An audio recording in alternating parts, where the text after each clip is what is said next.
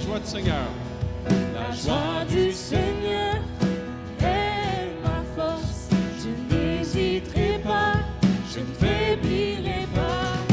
Il est mon berger, je ne manquerai de rien. La joie du Seigneur est ma force. La joie du Seigneur est ma force. Dans tous mes besoins, il me soutient. Je suis entouré par sa grâce et sa bonté. La joie du Seigneur est ma force. La joie. La La joie. joie du Seigneur, la joie du Seigneur, la joie du Seigneur est ma force.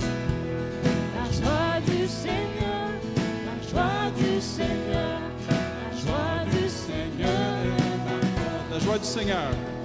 La joie du Seigneur, la joie du Seigneur, la joie du Seigneur est ma force. La joie du Seigneur. La joie du Seigneur, la joie du Seigneur, la joie du Seigneur est ma force.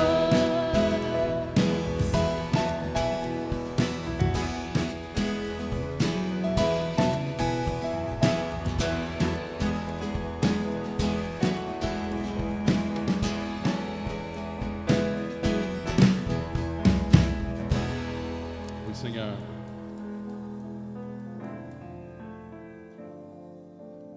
Seigneur, que ton nom est merveilleux, que tu es grand, que tu es merveilleux.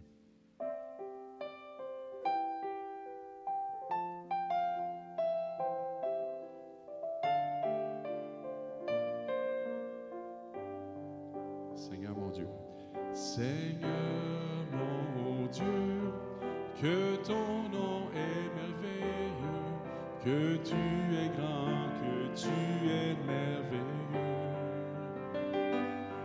Je contemple ta gloire sur terre et dans les cieux. Tout me montre que tu es merveilleux. Encore une fois, tous ensemble. Seigneur mon Dieu, que ton nom est merveilleux, que tu es grand, que tu es merveilleux. Je contemple ta gloire sur terre et dans les cieux. Tout me montre que tu es merveilleux. Seulement les dames que j'en vois. Vois ce que tu as fait, le travail de tes mains. Je me sens si petit, je me suis rien. Ensemble. Tu m'as saisi, tu m'as aimé et tu m'as vraiment comblé. Je veux te louer, Dieu d'éternité. Seigneur mon Dieu, que ton nom est merveilleux, que tu es grand, que tu es merveilleux. Je contemple ta gloire sur terre et dans les cieux. Tout me montre que tu es merveilleux. Quand je vois ce que tu as fait, le travail de tes mains, je me sens si petit, je ne suis rien. Tu m'as saisi, tu m'as aimé et tu m'as vraiment comblé. Je veux te louer, Dieu d'éternité. Seigneur mon Dieu, que ton nom est merveilleux, que tu es grand, que tu es merveilleux. Je contemple ta gloire sur terre et dans les cieux. Tout me montre que tu es merveilleux. Tout me montre que tu es merveilleux. Tout me montre que tu es merveilleux. Seulement l'assemblée, Seigneur mon Dieu. Seigneur mon Dieu, que ton nom est merveilleux, que tu es grand, que tu es merveilleux. Je contemple ta gloire sur terre et dans les cieux. Tout me montre que tu es merveilleux. Seigneur, tu es merveilleux. Tu es grand, tu es puissant.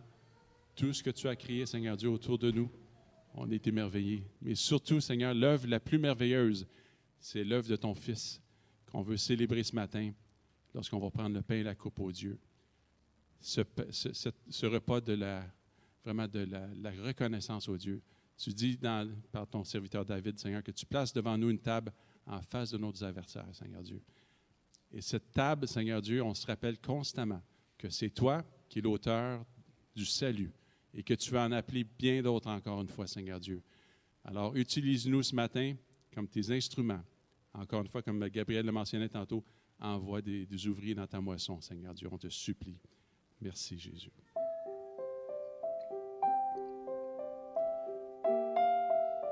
Et quel privilège de se présenter devant le trône ce matin.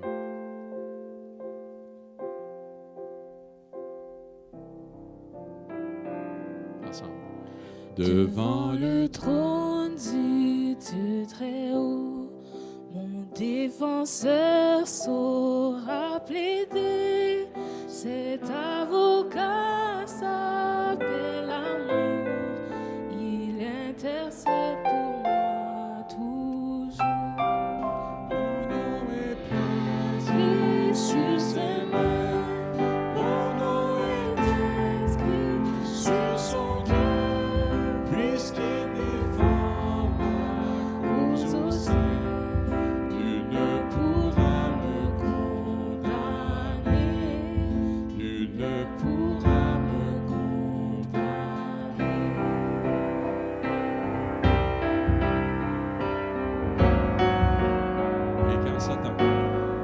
Et quand Satan me fait douter, vient me tenter et m'accuser, je lève les yeux vers celui qui a donné pour moi sa vie. Mon sauveur était innocent, sa mort me rend la liberté. Oui, Dieu le juste est satisfait et il pardonne mon péché. Et il pardonne mon péché.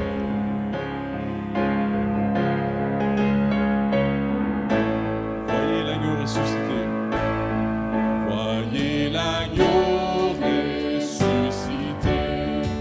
Il est le roi plein de bonté.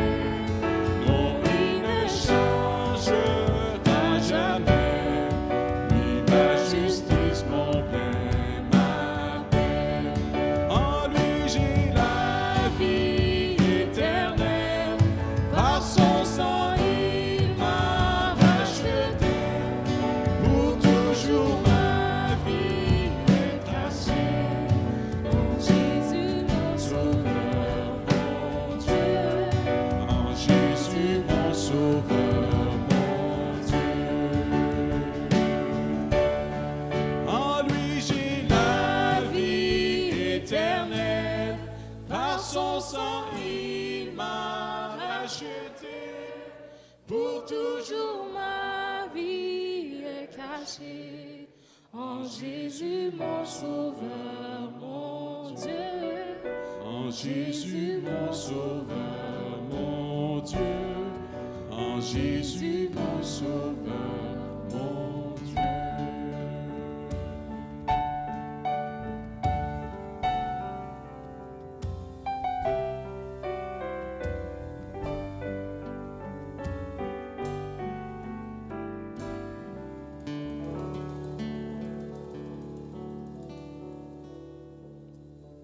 Merci Seigneur et bénis ce temps qu'on va passer ensemble de pouvoir partager le pain et le vin, de pouvoir entendre ta parole, ô Dieu. Tout est accompli en Jésus-Christ. Merci, dans le nom de Jésus. Amen. Pour ceux qui seraient intéressés, j'en ai parlé justement mercredi, puis aussi à Pasteur Yves, de trouver l'école de Christ. Vraiment, là, c'est extrêmement bon. Très encourageant. Combien tu le vends? 5 $? OK. Gratuit sur Internet, 5 $. Fait comme ça, il peut aller acheter des hamburgers et des patates pour sa famille. Merci de l'avoir trouvé. Parce que vraiment, c'est une étude très intéressante sur justement l'école du Seigneur Jésus, comment il a formé ses disciples dans l'œuvre que lui était pour accomplir. Et puis on va continuer aujourd'hui, encore une fois, à essayer de comprendre que nous sommes dans l'œuvre accomplie. Et c'est pour ça que l'auteur de l'Épître aux Hébreux encourage énormément les Juifs à mêler la foi maintenant à ce qu'ils entendent pour entrer, mais c'est dur pour eux parce que c'est abstrait. Ils doivent abandonner d'aller au temple. Ils doivent abandonner d'amener les sacrifices. Ils doivent abandonner finalement de se confier dans le sacrificateur qui est à Jérusalem. Parce qu'il leur rappelle que maintenant, en Jésus-Christ, tout est accompli. Notre souverain sacrificateur, c'est le Seigneur Jésus lui-même. Et puis, étant ressuscité, ça c'est quelque chose d'important pour nous de réaliser. Est-ce que vous réalisez que le Seigneur Jésus-Christ, en tant que souverain sacrificateur, il prie pour nous? C'est quand même pas n'importe quoi, tiens. Imaginez finalement le Seigneur Jésus prie pour vous. Pensez-vous qu'il va être écouté par le Père? Ça risque de marcher. Et donc, l'auteur essaie de montrer finalement leur foi à eux va se manifester en abandonnant ce qui était visible pour s'attacher maintenant de cœur à ce qui est accompli, mais qui devient invisible. On va relire une partie du passage, chapitre 9, Épître aux Hébreux. La première alliance avait aussi des ordonnances relatives au culte et le sanctuaire terrestre. Un tabernacle fut en effet construit.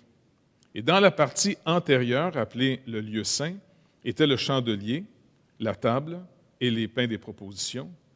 Derrière le second voile se trouvait la partie du tabernacle appelée le Saint des Saints, renfermant l'autel d'or pour les parfums et l'arche de l'Alliance, entièrement recouvert d'or. Et il y avait dans l'arche un vase d'or contenant la manne, la verge d'Aaron qui avait fleuri et les tables de l'Alliance. Donc, si on s'arrête ici, le défi, si vous étudiez la parole, on a un petit problème. Bon, si vous ne lisez pas votre Bible, vous n'avez pas de problème en ce moment, là, mais... D'après vous, quel est le problème ici qu'on a dans notre version par rapport à l'autel d'or de l'encens? Parce que si vous allez finalement dans Lévitique, dans l'Exode, et puis finalement dans toutes les descriptions du tabernacle, l'autel du parfum était devant le voile. Pas dans le lieu très saint, mais dans le lieu saint. Alors finalement, quand on lit ça, on dit « Attends, est-ce que l'auteur s'est trompé? » Mais ce qui est intéressant, et c'est pour ça que ceux qui veulent prendre des cours à la faculté pour avoir votre bac, il faut avoir au moins hébreu et grec. Même si c'est dur, hein? Mais, finalement, je me suis dit, OK, je vais refaire l'exégèse du texte. Maintenant, la traduction ici, l'autel d'or pour les parfums, ce n'est pas la meilleure traduction. Parce que l'auteur, finalement, se fie, lorsqu'il écrit son livre, il va faire inévitablement beaucoup référence à la version grecque, la Septante. Même si on fait référence aussi à les textes hébreux, parce que finalement, j'ai une Bible en hébreu, puis j'ai aussi la Septante. Fait que j'ai été vérifié, et puis, avec la concordance, ça. Ce qui est intéressant, c'est que le texte ici ne dit pas l'autel d'or. Il dit simplement le brûle-parfum, ou encore une fois, l'encensoir. C'est juste un mot. Donc, finalement, vous pouvez peut-être écrire dans vos Bibles, si c'est marqué autel d'or, vous mettre juste encensoir. Ça va être réglé. Maintenant, si on veut comprendre pourquoi il dit que l'encensoir est derrière le voile, il faut comprendre, encore une fois, qu'il est en train de décrire l'œuvre accomplie. Le sacrificateur, une fois par année, il amenait finalement, il pouvait traverser l'autre côté du voile, une fois par année seulement, et avec du sang, qui avait été finalement de l'agneau immolé, ainsi de suite, ou le bœuf, peu importe. Là.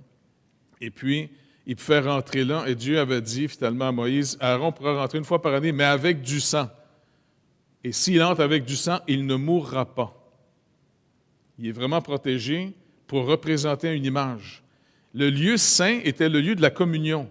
Dieu veut que son peuple se rapproche de lui, mais dans l'Ancienne Alliance, le peuple de Dieu pouvait s'approcher jusqu'à un certain point du Seigneur, mais ils étaient, à cause de la loi, conscients qu'ils étaient séparés de Dieu. Dieu est au milieu d'eux, mais eux n'avaient pas accès directement à sa présence, à son trône.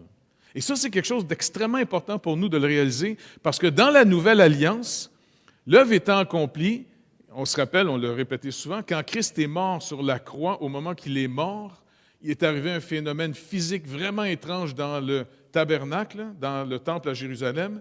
Le fameux grand voile qui séparait le lieu saint du lieu très saint s'est déchiré d'en haut jusqu'en bas. Et puis, ça nous montre une autre image. Maintenant, à cause du sacrifice de Jésus-Christ, nous avons accès au trône de Dieu lui-même. Et en plus, quand Aaron rentrait, on va regarder certains passages qui étaient encore un type. Lévitique 16, versets 12 et 13. Merci. Donc ici, il, c'est Aaron, prendra un brasier plein de charbon ardent, qu'il doit prendre ici sur l'autel où on a fait le sacrifice, c'était le feu sacré.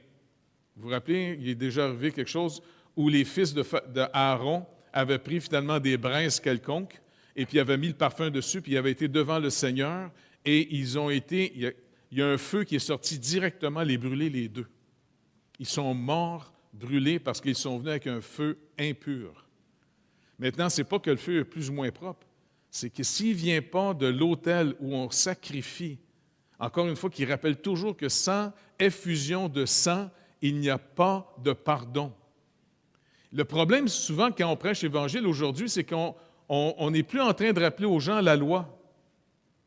La loi de Dieu nous rappelle ce que nous devrions être. Et il n'y a personne qui arrive à le faire parce que, encore une fois, étant séparé de Dieu, étant né dans une nature en rébellion contre Dieu, sans le sacrifice, on ne peut pas entrer dans la présence de Dieu. Mais quand Aaron rentrait une fois par année à cause du fameux sacrifice qui représentait finalement ce que Christ va être plus tard, alors il pouvait rentrer. Mais quand il rentrait avec le sang, regardez ce qu'il dit ici, il prendra un brasier plein de charbon ardent, ôté du dessus de l'autel devant l'Éternel, et de 2 poignées de parfum, qui était ici l'encens, odorifiant, en poudre. Il portera ces choses au-delà du voile. Il mettra le parfum sur le feu devant l'Éternel, afin que la nuée du parfum couvre le propitiatoire qui est sur le témoignage, et il ne mourra point, une fois par année. Maintenant, d'après vous, si c'est accompli, qu'est-ce que ça veut donc dire pour nous? C'est vraiment important qu'on le comprenne. Parce que trop souvent, encore comme un peu l'auteur ici, M. Spark, dans ça, il dit, pendant des années en tant que chrétien, ma communion avec le Seigneur était simplement dans le lieu saint. Et ça m'a pris une 20aine d'années pour que le Saint-Esprit un jour m'indique que j'entrais pas dans la présence de Dieu. C'est vraiment fascinant. Ce n'est pas le seul qui dit la même chose. J'ai lu plusieurs autres auteurs comme Murray ou encore une fois Pink et puis aussi Martin Lloyd-Jones, ces gars-là, finalement, ont tous dit, faites attention, beaucoup de chrétiens vont, oui, être sauvés, mais ils n'ont pas, finalement, c'est comme s'ils ne sont pas remplis de l'Esprit et ils ne vivent pas à partir de la présence de Dieu. On peut vivre de la doctrine, c'est de l'information, mais rappelez-vous, si ce n'est pas mêlé avec la foi, eh bien, finalement, je suis désolé, ça n'a pas porté ses fruits. Donc, ici, il nous rappelle que Aaron va rentrer avec aussi l'encensoir, afin que le parfum brûle et que la fumée remplisse la place, ça couvre. Maintenant, je vais vous rappeler juste une histoire. Il y avait un roi qui aimait beaucoup Dieu, mais il a négligé d'obéir à Dieu dans son zèle. Il s'appelait Osias. Osias, c'est un homme finalement que Dieu avait beaucoup béni. Et c'est un homme finalement qui avait même travaillé à développer des armes de guerre pour défendre Israël contre les envahisseurs.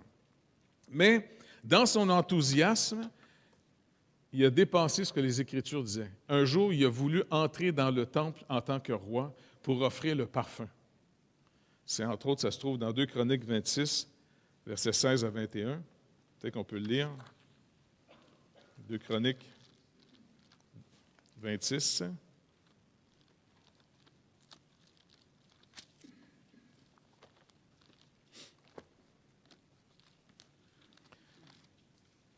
Je veux juste qu'on se rappelle ces choses-là parce que, faites attention, on ne sert pas Dieu comme on veut. On sert Dieu comme il le veut. Très important. Parce que souvent, on dit, non, moi je vais être créatif, j'ai ma manière. Non, tu ne sers pas Dieu à ta manière. On doit servir Dieu à sa manière. N'oubliez pas, il y a même des gens qui disent, non, moi étudier la Bible, puis lire la Bible, là, ça ne m'intéresse pas. La théologie, ça ne m'intéresse pas. Moi, je suis un homme de prière. Oui, mais si tu lisais ta Bible, tu lirais un passage qui dit, celui qui détourne son oreille de la Torah de Dieu, même sa prière est une abomination. On ne peut pas prier n'importe comment. On doit prier par la foi. Et la foi, ce n'est pas de se faire à croire. La foi vient de ce qu'on entend vient de la parole de Christ. C'est fondamental d'avoir finalement la connaissance des Écritures pour savoir comment on doit approcher Dieu sur comment lui veut qu'on l'approche. Et ce roi-là, un jour, dans son zèle, il aime Dieu pour vrai. Vraiment, c'est un zélé, le gars, puis Dieu l'a béni beaucoup. Mais là, en tant que roi, il oublie finalement un principe extrêmement important. Quand on va voir les trois choses qui sont dans le coffre, le propitiatoire, il y avait entre autres la verge d'Aaron. Est-ce que vous réalisez ce que ça veut dire, la verge d'Aaron? Qu'est-ce que ça représente?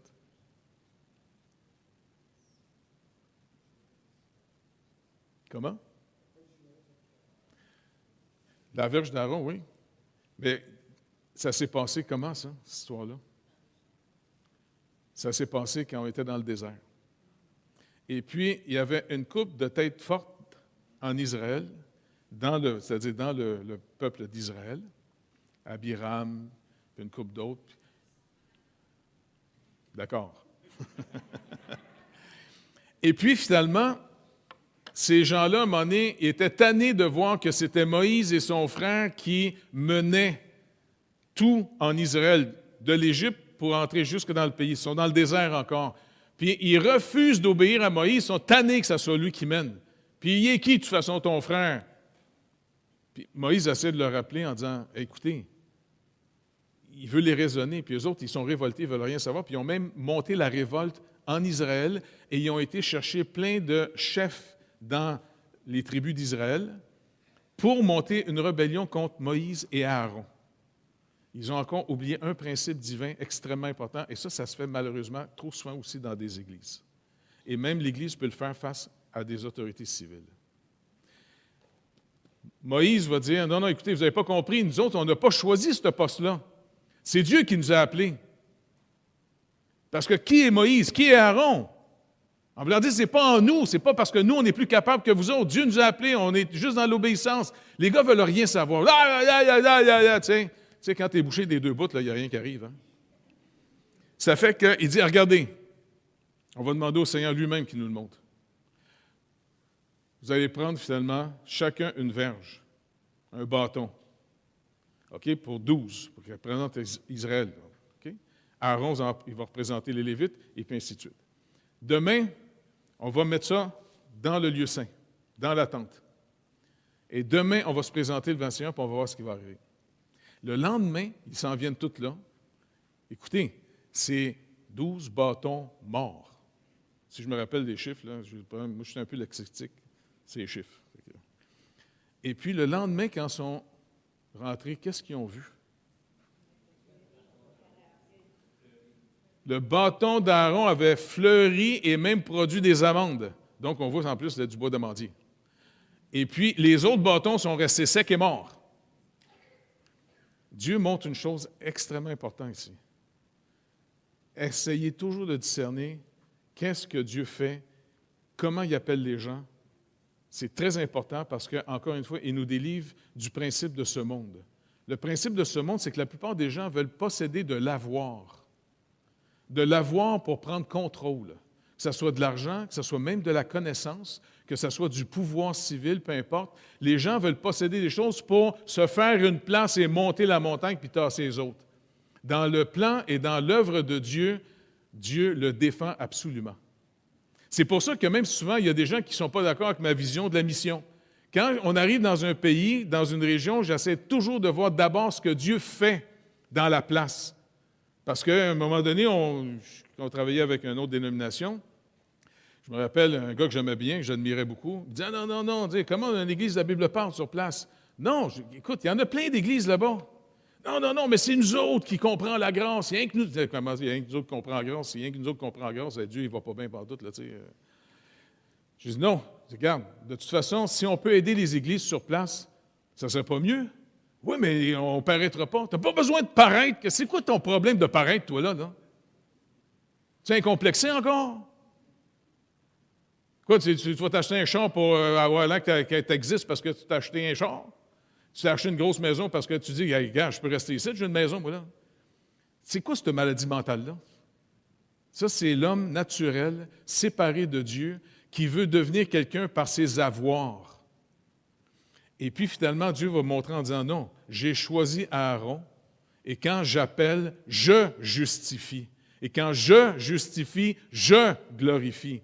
Le royaume de Dieu, la nouvelle création va être entièrement bâtie sur la pure grâce de Dieu. Personne ne va être sauvé par mérite dans le royaume de Dieu. Tout le monde va être là par pure grâce à cause de l'œuvre de Jésus-Christ. C'est pas incroyable? Et maintenant, le ministère, c'est la même chose. On doit d'abord, finalement, réaliser une chose. Faites attention à vous mettre de l'avant. Le Seigneur dit, je bénis l'humilité, je résiste les orgueilleux. Un orgueilleux, c'est quelqu'un, encore une fois, qui regarde ce qu'il a pour se comparer aux autres, puis qui méprise les autres. Quand tu méprises, tu ne sers plus. Tu te sers des autres, mais tu ne les sers plus, les autres. Et donc, dans l'Église, on doit absolument détruire cet esprit-là, le repousser. Parce que le Seigneur dit, est-ce que je t'ai appelé? N'oubliez pas, quand on va comparaître devant le Seigneur, on va comparaître devant son trône.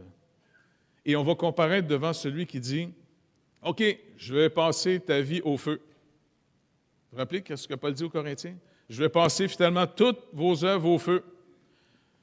J'espère que tu as bâti avec de l'or, de l'argent et des pierres précieuses. Parce que si tu as bâti avec du bois, du foin puis du chaume, bien, je suis désolé, mon pit, ça va faire plus de feu. » La personne, est-ce qu'elle va être sauvée? Certainement. Paul dit, oui, elle va être sauvée. Si tu as bâti avec du bois, du chaume et de la paille, c'est que tu as continué à bâtir naturellement, avec juste ta capacité naturelle.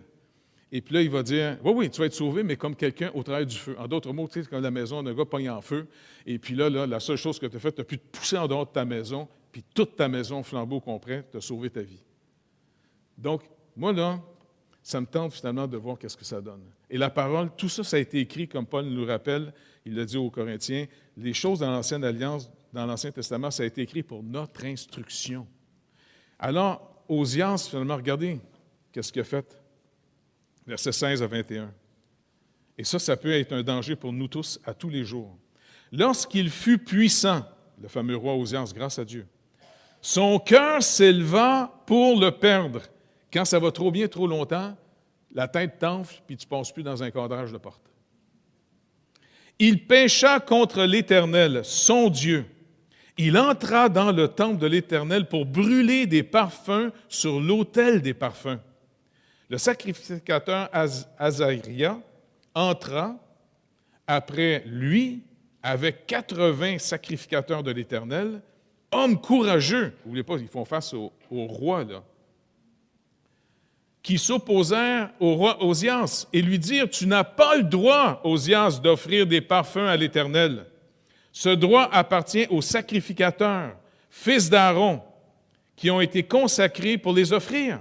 Sors du sanctuaire, car tu as commis un péché. » Et cela ne tournera pas à ton honneur devant l'Éternel. La colère s'empara d'Osias, qui tenait un encensoir à la main. Et comme il s'irritait contre les sacrificateurs, la lèpre éclata sur son front en présence des sacrificateurs, dans la maison de l'Éternel, près de l'autel des parfums. Le souverain sacrificateur Azaria et tous les sacrificateurs portèrent les regards sur lui, et voici, il avait la lèpre au front. Ils le mirent précipitamment en dehors. Et lui-même se hâtait de sortir parce que l'Éternel l'avait frappé. Est-ce que vous réalisez ici? Ça, c'est une leçon qu'il faut faire bien attention. Soyons extrêmement prudents. C'est pas compliqué. Si vous êtes dans une tension, vous avez demandé, là, « Ah, mais c'est quoi la place que je dois prendre? » D'après vous, quelle place devez-vous prendre? Prends la dernière. C'est toujours libre, les dernières places. Vous n'avez pas remarqué? Prends la dernière place parce qu'encore une fois, si Dieu t'appelle à ce que tu penses et qu'il permet que des gens s'opposent qui ne sont pas d'accord, c'est un bon test pour savoir si ton appel est vraiment de Dieu. C'est le fun, ça. Tous les projets qu'on pense sont de Dieu, il va toujours y avoir après ça, c'est comme s'il lâche lousse le malin. Tu sais, c'est comme son petit chien. Ah oui! Puis là, il va aller, pogner finalement la balle. Et puis nous autres, on est tous découragés. Mais coudonc, Seigneur, il me semble que c'était ton projet, ça n'a pas l'air à marcher. Mais c'est toujours trippant, ça. Parce que c'est dans le repos qu'on entre dans l'œuvre de Dieu. Parce qu'on suit le Seigneur dans son œuvre. Qu'est-ce que Jésus a dit? « Je bâtirai mon Église. » Et si on n'apprend pas à le suivre, on veut s'équiper pour devenir comme des entrepreneurs pour l'œuvre de Dieu. Dieu, il ne va pas chercher des entrepreneurs. Dieu va chercher ses serviteurs parce que c'est son œuvre. Quand il fait quelque chose par quelqu'un, c'est le Seigneur, c'est Dieu lui-même qui le fait par la personne. Ce n'est pas la personne qui le fait par elle-même. Dieu n'est pas en train de regarder les gens en disant « OK, non, ça n'a pas été une bonne batch de rachat, ça, non. Quand je les ai rachetés, c'était tous des petits losers. Attends, j'ai-tu racheté quelqu'un de bon là-dedans? » Oubliez ça. Dieu fait une œuvre et il délègue son autorité. Et ça, c'est une chose à discerner. Discerner son œuvre, discerner qu'est-ce que Dieu nous donne comme portion, et la meilleure chose à faire, ayez un esprit de serviteur et non de petit patron. Pas compliqué. Soyez un serviteur. Et si Dieu vous appelle à quelque chose, il va vous amener là où il veut. Vous vous rappelez, je vous ai déjà conté une histoire du bateau quand on était toute une équipe sur le bateau La Gracia. Puis quand on est arrivé là-bas en Floride, eh bien, c'était intéressant parce que les gars qui étaient déjà sur le bateau, l'équipe qui était déjà présente, les chrétiens, tu sais. Puis moi, j'ai été demandé finalement par le responsable finalement de la mission à l'époque. Il dit, écoute, Pasteur Jeff, veux-tu prendre finalement une équipe et aller là-bas? On aurait besoin d'un gars qui parle français et anglais parce qu'on va amener de la marchandise dans les Caraïbes. Et puis, c'était pour faire toutes les Caraïbes. On a juste fait Haïti, mais c'est pas grave. Là. Et puis, il dit, tu ferais-tu? Bon, OK. Fait que là, je pars avec une petite équipe là-bas. Et puis, quand on arrive là-bas, on réalise qu'il n'y a que nous autres qui payent le 100$ par semaine. Les autres sur le bateau ne payaient plus rien. Et puis, en plus, quand on est arrivé, ils nous ont vraiment fait sentir que, hey, fait que mon équipe était là. Hey, ce qu'on fait, on fait rien. Tu me dis, man, tu ne bouges pas assez. Non, regarde, moi j'aime ça pas bouger, anyway. Fait que moi, j'ai hâte de voir ce que le Seigneur va faire, parce que s'il nous a vraiment appelés à être sur ce bateau-là, il n'y a pas de problème. On va voir c'est quoi. Puis moi, ils m'ont demandé d'être l'aumônier, d'être le pasteur du bateau. Puis dans le mouvement Greater Grace à l'époque, n'oubliez pas, le pasteur, il avait une position quasiment comme la 4e personne de la Trinité. Ça va? Fait que je dis, OK, c'est pas grave. Fait que après ça, le capitaine, toute l'équipe nous rassemble dans la fameuse cafétéria du bateau pour nous donner des tâches. Il donne des tâches à tous les gars, la cargaison, puis quand il me regarde, OK, toi, tu vas laver les toilettes et les douches. Toute mon équipe me regarde comme quasiment insulté. Pas de problème. On va aller laver les toilettes et les douches. Facile à faire. Ça prend pas beaucoup de prière pour faire ça. Fait que, tu sais, c'est pas... Fait que c'était ma job. Moi, j'ai pas de problème. Je dis, écoute, si tu m'as appelé être le pasteur ici, pour l'instant, ils m'ont donné la job de laver les toilettes puis les douches. Puis quand on est parti dans une tempête. La moitié de l'équipe est tombée malade. Fait que j'étais très utile. Et puis, à un moment donné, ça s'est stabilisé. 2 semaines après, le capitaine puis toute l'équipe nous ont rassemblés dans la cafétéria avec vraiment une attitude de repentance, pas juste de regret, de repentance. Ils nous ont demandé pardon. Il y en a même qui pleuraient en disant, le Seigneur avait tellement agi dans l'équipe qu'après ça, ils m'ont dit, non, parce que selon les règles qu'on a, un officier, ça ne lave pas les toilettes. Puis tu es un officier en tant que pasteur. Bien, je dis, quoi, tu n'étais pas content? Ça y était propre pourtant. Non, il dit, je te demande pardon. Et savez-vous quoi? Ça a tellement changé la dynamique de toute l'équipe que, je veux dire, ça a été une vie d'équipe. Là. On a été là pendant 2 mois ensemble. Et puis, le Seigneur nous a visités dans ce navire-là. C'était incroyable. Vraiment un temps béni. J'ai quasiment passé toute l'équipe, finalement, dans ma chambre, qui sont venus me voir pour parler. Beaucoup me disaient, écoute, moi, ça fait des mois, je ne vis plus rien avec le Seigneur. Puis, je disais, regarde, on va prier. Mais regarde, monte au Seigneur où c'est que tu as bloqué. Et puis, le Seigneur, finalement, a vraiment renouvelé toute l'équipe. C'était incroyable. Puis même, après, quand on a dû partir, c'est rare que ça m'arrive parce que je n'aime pas ça. Mais c'était plus fort que moi. J'ai pleuré. Hey, ça, c'est... Hein? Là, j'étais dans le Jeep, là, puis on laissait l'équipe. Écoute, j'étais complètement brisé de laisser l'équipe. Tellement on avait vécu quelque chose d'intense ensemble. Mais encore une fois, le Seigneur dit, le chemin qu'il a tracé pour marcher avec lui, il est simple. C'est dans l'humilité. L'orgueil, là, si vous êtes des arrogants, si vous parlez de privilèges, si vous êtes toujours en train de rappeler « c'est moi le chef », mais en réalité, c'est que vous n'avez rien compris de l'œuvre. Absolument rien compris comment marcher avec le Seigneur. Et ça détruit des églises. Ça fait que je nous demande au Seigneur qu'il nous préserve de ça, le péché d'Osias. Oui, il a été béni de Dieu. Oui, Dieu l'a utilisé d'une manière incroyable. Oui, il était un roi, finalement, qui a même carrément inventé des armes de guerre. Mais ça y a monté à la tête. Puis là, finalement, il n'est pas resté dans son mandat. Et puis, il est rentré dans le temple. Il a été frappé de la lèpre. Et c'est son fils qui a dû prendre le relais après. Puis lui, il est resté dans sa maison pour le restant de ses jours. Donc, c'est pour nous vraiment quelque chose d'important. Maintenant, qu'est-ce que ça veut dire pour nous? Quand le Seigneur Jésus-Christ est mort sur la croix, il a offert le sacrifice, le vrai. Toutes les autres étaient l'image. Depuis la sortie d'Égypte, à toutes les années, on célébrait la Pâque.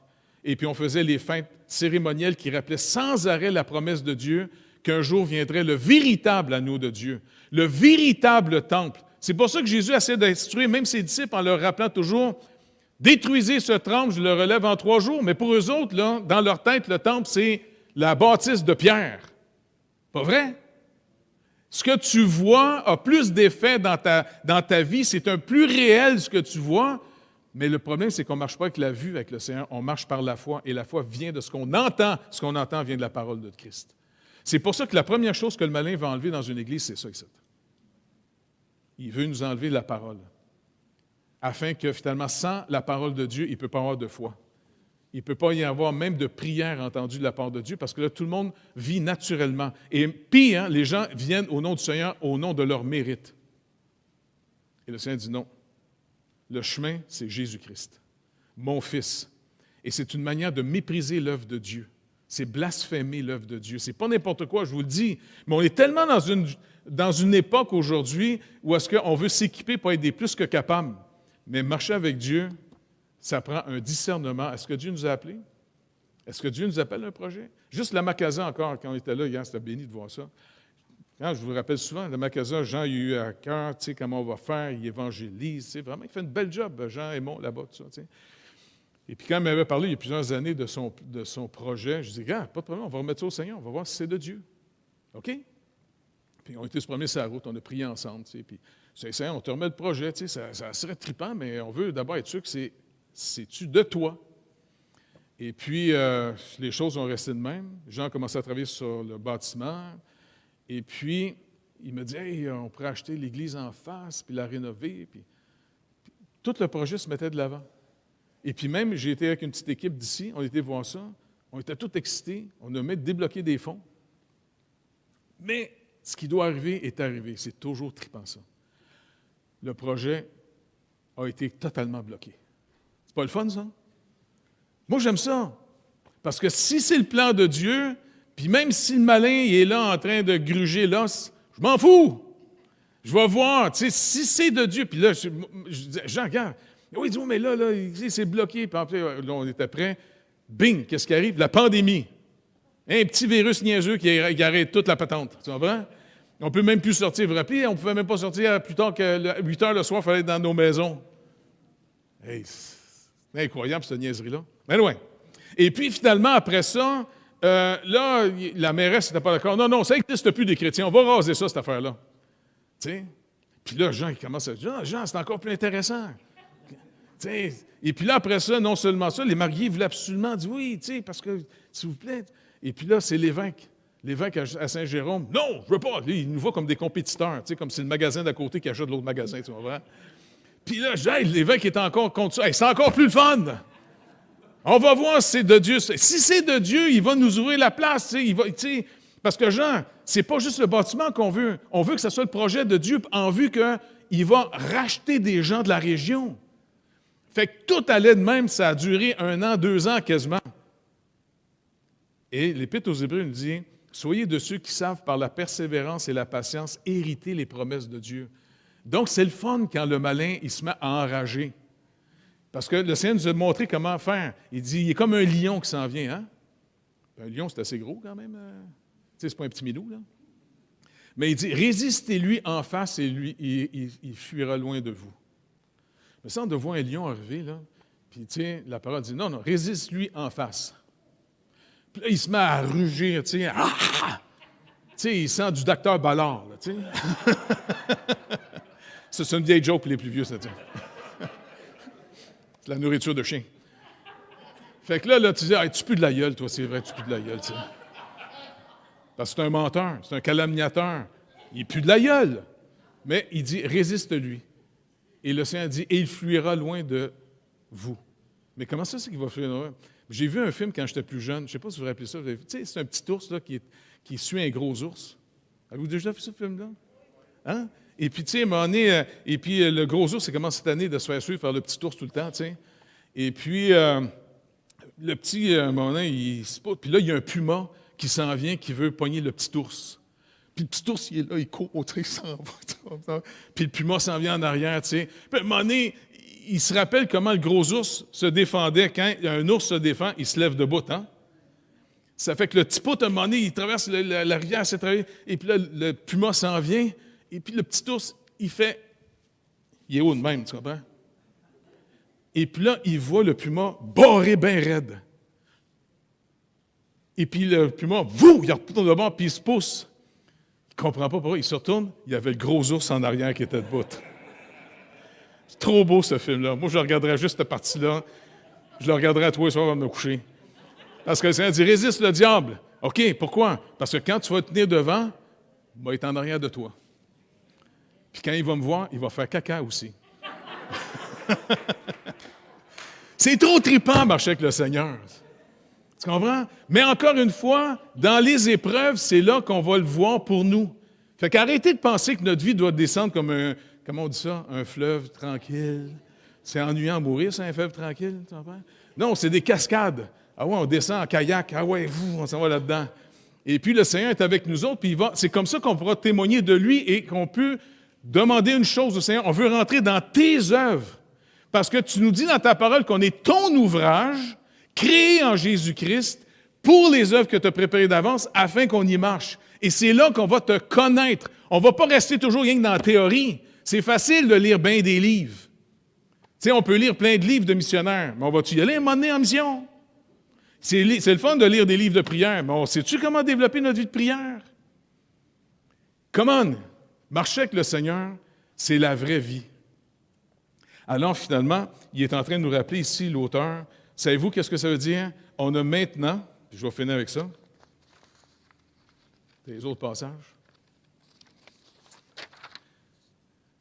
Si on fait une application de ce encensoir dans le lieu très saint, regardez ce que Paul nous dit dans Romains 8, 33, 34. « Qui accusera les élus de Dieu? C'est Dieu qui justifie. Qui les condamnera?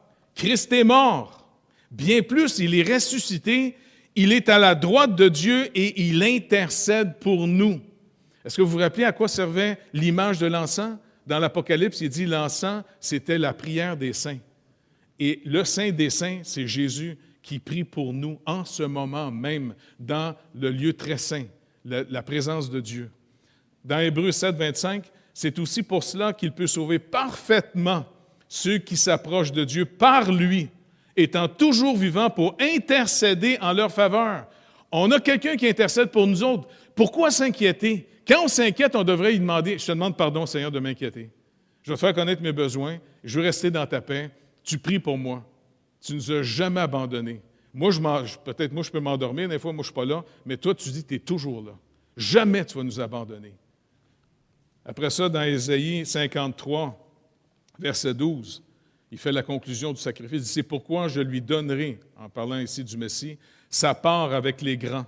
Il partagera le butin avec les puissants, parce qu'il s'est livré lui-même à la mort et il a été mis au nombre des malfaiteurs, parce qu'il a porté les péchés de beaucoup d'hommes et qu'il a intercédé pour les coupables. » Perdez jamais ça de vue. Notre souverain sacrificateur, si votre confiance est en Jésus-Christ, vous avez un souverain sacrificateur qui ne meurt plus et qui est Dieu fait homme et qui est montré lui-même intercédé en tant qu'homme, et il a compassion de nous parce qu'il sait exactement ce qu'on vit en tant qu'humain. Et pour nous, maintenant, qu'est-ce qu'on peut en recevoir ici? N'oubliez pas, nous, l'Église, on est devenu, par son sacrifice, un royaume de prêtres. Et nous, acte 6, 4, là, les anciens qui parlent ici, là, et nous continuons à nous appliquer à la prière et au ministère de la parole. Deux fonctions fondamentales pour les pasteurs de l'Église. Prière et le ministère de la parole. C'est à l'origine de tout le reste qui va se développer. 1 Pierre 3, versets 8 et 12 nous dit « Enfin, soyez tous animés des mêmes pensées et des mêmes sentiments, pleins d'amour fraternel, de compassion, d'humilité. Ne rendez point le mal pour le mal ou injure pour injure. Bénissez au contraire, car c'est à cela que vous avez été appelés, afin d'hériter la bénédiction. Si quelqu'un, en effet, veut aimer la vie et voir des jours heureux, qu'il préserve sa langue du mal et ses lèvres des paroles trompeuses, qu'il s'éloigne du mal et fasse le bien, qu'il recherche la paix et la poursuive. Car les yeux du Seigneur sont sur les justes, et ses oreilles sont attentives à leurs prières. Mais la face du Seigneur est contre ceux qui font le mal. » Est-ce qu'on veut être une Église utile pour le Seigneur en vue de ceux du dehors? Alors préservons-nous. Revêtons Christ par la foi. Apprenons aussi de plus en plus comment entrer dans sa présence. Pas juste dans le lieu de la communion fraternelle, puis le lieu finalement de la doctrine, ce qui est fondamental, c'est le point de départ. Mais tout ça nous montre comment on entre maintenant dans le lieu très saint. Le voile est déchiré, afin qu'on soit rempli de son esprit et que la communication de la volonté de Dieu se fasse et que notre désir premier, quand on commence à prier, c'est comme Paul, quand il prie pour les églises puis qu'il leur demande comment prier pour... Il dit, « Je prie que vous soyez remplis de la connaissance de la volonté de Dieu, en toute sagesse et intelligence spirituelle. » Le Saint-Esprit. C'est lui qui est à l'origine maintenant de nous délivrer des désirs de la chair, qui est toujours de l'auto-justification, qui fait de nous des arrogants, des orgueilleux, des vengeurs même. Tandis que le Saint-Esprit produit des désirs contraires à ceux de la chair, pour qu'on se réjouisse plutôt dans sa joie, on va revêtir Christ, et même apprendre par la foi en disant, « OK, Seigneur, tu veux que je bénisse ceux qui me font du tort? OK. Je n'ai pas besoin de regarder mes harmonies internes, là. Bénis-les. Pas trop, mais bénis-les. Je commence. Mais c'est pour le connaître. Parce que soyons une église de témoins. Pas juste une église qui sont des perroquets d'information. Soyons des témoins avec des histoires concrètes qu'on a vécues avec le Seigneur. Comment on s'attend à lui? Pour aller parler à un monde qui est captif du malin. Le monde des athées sont dans une secte énorme. Même le gouvernement les appuie. Ils ont même pogné le contrôle des écoles. Ils prennent le contrôle de tout.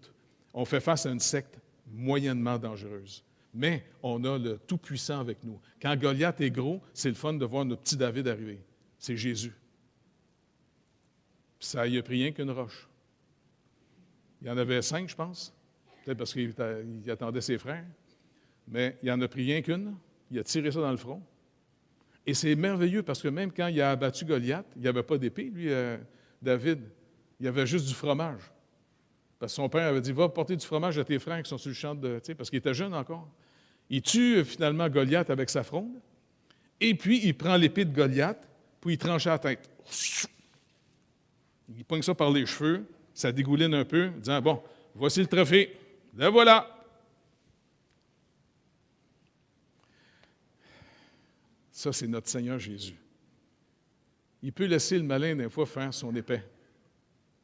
Parce qu'il a reçu le sceptre, l'autorité finale du Père.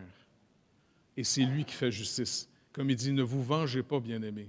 À moi la vengeance, à moi la colère. Et donc, c'est pour ça qu'il faut s'exercer à ça, puis ce n'est pas toujours facile. Je vous le dis, ce n'est pas facile. Vous avez des gens qui vous ont écœurés dans la vie? Bien, on en a tous. Le meilleur moyen, finalement, c'est de ne pas chercher de la vengeance. C'est d'oser dire, OK, je vais te revêtir, Seigneur, parce que je veux te connaître. Ce n'est pas que je veux être bon. Je ne veux pas être bon. Je veux te connaître. Parce que te connaissant, ça me change. Ça fait qu'écoute, je ne le fais pas pour être un meilleur, pour pouvoir juger ceux qui ne le font pas, là. Je vais le faire par la foi parce que j'ai hâte de voir comment tu vas me délivrer de cette personne-là. Elle qui salit ma réputation, cette personne-là qui essaie de tout mettre, je vais te la remettre, puis écoute, apprends-moi à peiner. OK, sois béni. Puis en ce temps, garde mon attention dans ta volonté. Parce que le malin veut nous distraire. Puis quand vous avez de l'amertume dans la tête, là, vous n'êtes plus en train de chercher la volonté de Dieu. Vous cherchez vengeance. Vous cherchez que votre justice soit faite. Et ça, c'est une bonne distraction du malin. On a une tâche à faire ici. Être un chandelier dans le monde. Puis que le Seigneur puisse nous servir. Puis il y a plein d'opportunités qui s'ouvrent en ce moment. Tu sais, le monde francophone s'ouvre, mais prions pour le maître de la moisson, pour des ouvriers dans la moisson. On a besoin des ouvriers dans la moisson. Il y a plein de portes qui s'ouvrent. Je n'irai pas plus loin parce que ça va m'énerver. OK, fait qu'on remet ça au Seigneur. Seigneur, pour toi, il n'y a rien d'impossible. Absolument rien. De toute façon, même l'univers dans lequel on vit, tu l'as créé à partir de rien. Tu as juste à parler. Tu as tout fait par la médiation de ton Fils. Et même notre propre salut, qui est la nouvelle création, tu dis que maintenant, à cause de Jésus-Christ, nous qui avons mis notre confiance en lui, dans son œuvre à lui, et non pas dans ce qu'on fait, tu dis, Seigneur Dieu, qu'on fait partie maintenant de la nouvelle création. Seigneur, tu nous as appelés à marcher avec toi. S'il vous plaît, Père, garde-nous réveillés. Garde-nous, Seigneur Dieu, de marcher dans ta lumière, parce que c'est dans ta lumière qu'on va voir la lumière. On veut connaître ta volonté afin de marcher dans ta volonté, et on veut aussi discerner régulièrement à qui t'envoie le ballon, Seigneur Dieu, pour qu'on puisse assister comme une équipe, pour qu'on gagne en tant qu'équipe, et non pas juste en tant que personne qui veut gagner tout seul. S'il vous plaît, Seigneur Dieu, afin que même nos enfants puissent grandir en nous voyant vivre avec toi, pas juste parler de toi, mais vivre le contraire. Marcher avec toi, Seigneur Dieu. Tu nous as tellement bénis jusqu'à aujourd'hui, c'est pas croyable. Alors, on ne veut pas perdre cet héritage. On veut, s'il vous plaît, te demander, Seigneur Dieu, illumine les yeux de notre entendement. Ouvre nos oreilles pour qu'on puisse recevoir la parole de Dieu qui va nous faire discerner ta volonté. Et Seigneur, merci de nous remplir de ta joie, car la joie du Seigneur est vraiment notre force. Et te voir agir, Seigneur Dieu, ça nous renouvelle de manière incroyable. Seigneur, je te remercie. Bénis l'Église abondamment. Bénis tout le monde, Seigneur Dieu. Tout le monde ici. Même ceux qui nous écoutent aussi jusqu'à je ne sais pas où, Seigneur Dieu. mais que tu puisses nous bénir ensemble afin qu'on devienne des frères et sœurs qui se soutiennent et non pas des compétiteurs les uns contre les autres. Merci d'avance, Père, au nom de Jésus. Amen. Dieu vous bénisse tout le monde.